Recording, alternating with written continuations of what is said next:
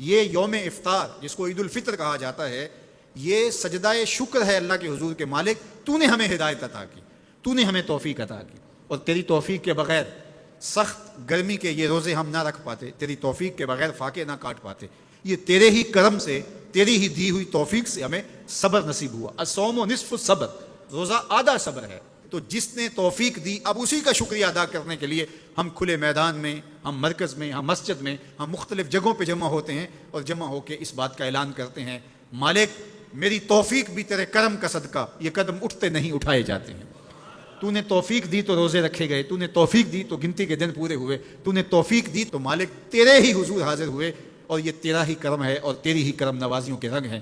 حضرت معاذ بن جبل رضی اللہ تعالیٰ عنہ فرماتے ہیں کہ ایک دن حضور نے میرا ہاتھ پکڑا اور ہاتھ پکڑ کے فرمایا، اے معاذ واللہ انی لاحبک، اللہ کی قسم میں تجھ سے پیار کرتا ہوں۔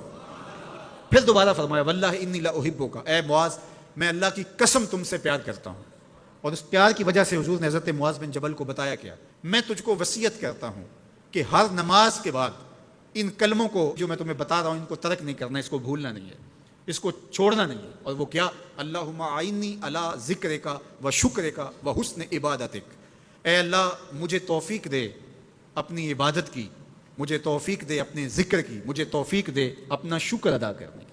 تو اللہ کا شکر ادا کرنے کی اس سے توفیق مانگی، مالک نعمت بھی تو دے اور اس نعمت پر شکرانے کی توفیق بھی تو عطا کر۔ اور اللہ فرماتے ہیں میری دی ہوئی نعمت پر میرا جب تم شکر ادا کرو گے میری دی ہوئی توفیق کے ساتھ، تو میں تم سے عہد کرتا ہوں لئن شکرتم لازیدنکم، میں تمہیں اور زیادہ عطا کروں گا۔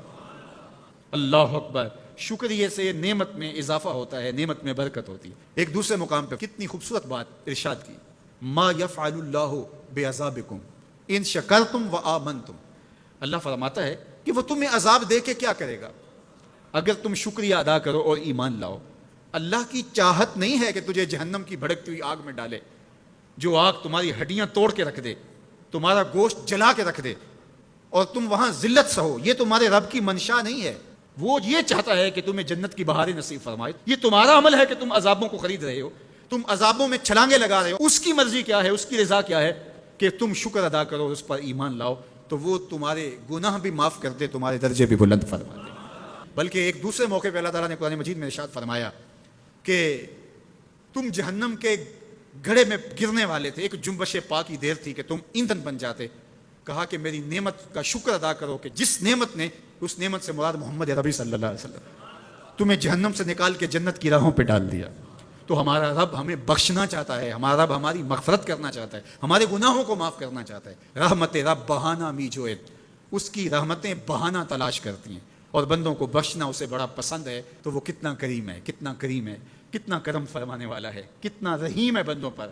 جب بندے عیدگاہ کی طرف آ رہے ہوتے ہیں اور چیخ چیخ کے کہہ رہے ہوتے ہیں اللہ اکبر اللہ اکبر لا الہ الا اللہ واللہ اکبر اللہ اکبر وللہ الحمد، اللہ اکبر اللہ اکبر لا الہ الا اللہ واللہ اکبر اللہ اکبر وللہ الحمد، اللہ اکبر اللہ اکبر لا الہ الا اللہ واللہ اکبر اللہ اکبر وللہ الحمد۔ تو اللہ فرشتوں سے فرماتا ہے کہ کیا مزدوری دی جائے اس مزدور کو جو کام پورا کرے؟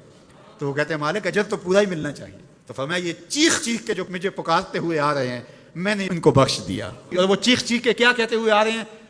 اللہ اکبر لا الہ الا اللہ واللہ اکبر اللہ اکبر وللہ الحمد، اللہ اکبر لا الہ الا اللہ واللہ اکبر اللہ اکبر وللہ الحمد۔